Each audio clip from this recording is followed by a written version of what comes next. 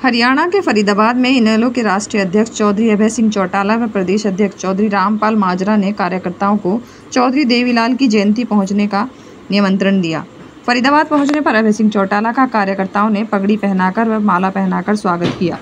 अभय सिंह चौटाला ने पृथला विधानसभा के Sikri farm house में कार्यक्रम को संबोधित किया, जहां उन्होंने कार्यकर्ताओं को संबोधित कर चौधरी देवीलाल की जयंती में आने का न्योता दिया।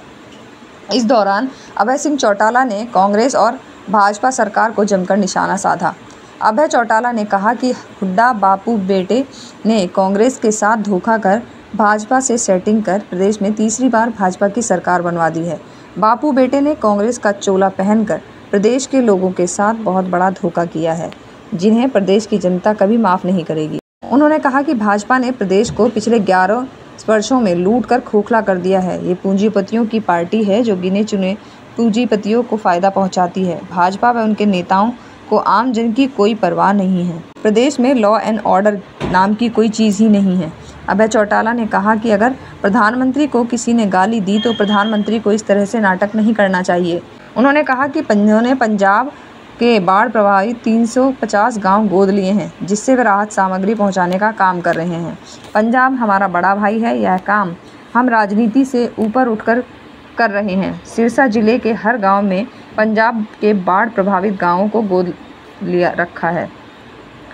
अभय सिंह चौटाला ने कहा कि जेजेपी ने आज अपने पोस्ट से चौधरी देवीलाल का फ़ोटो हटा दिया है और चौधरी ओम प्रकाश चौटाला का फ़ोटो लगाकर लोगों के बीच जा रहे हैं। आने वाले समय में जेजेपी अपने चाचा का फ़ोटो लगाकर लोगों के बीच जाएगी।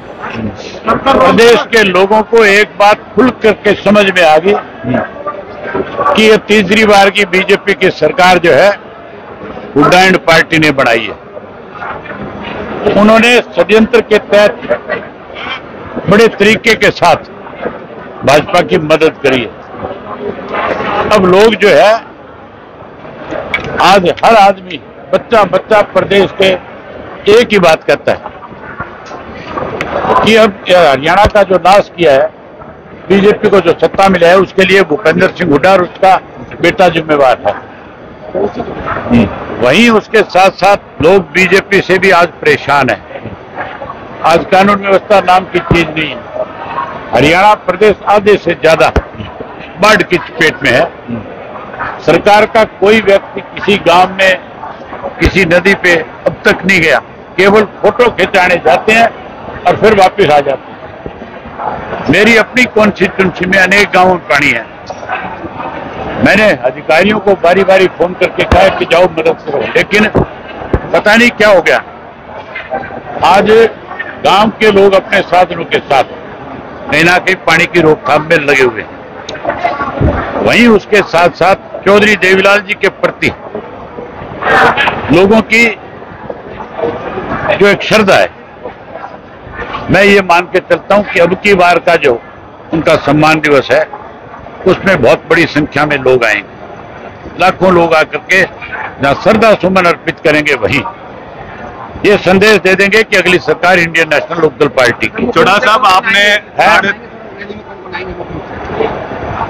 केवल और केवल चौधरी देवीलाल की नीतियों में भरोसा करने वाले लोग आएंगे। चौटाला साहब, आपने 350 गांव जो है वो गोद लिए पंजाब के। किस तरीके से जो है वो वहां राहत सामग्री पहुंच रही है, किस तरीके से हमने हमारे गांव को, जैसे मान लो मेरा गांव है, बड़ा गांव है, उस गांव के जो मैं 5 गांव लगा दिए और गांव को भी 5 भाग में बांट दिया।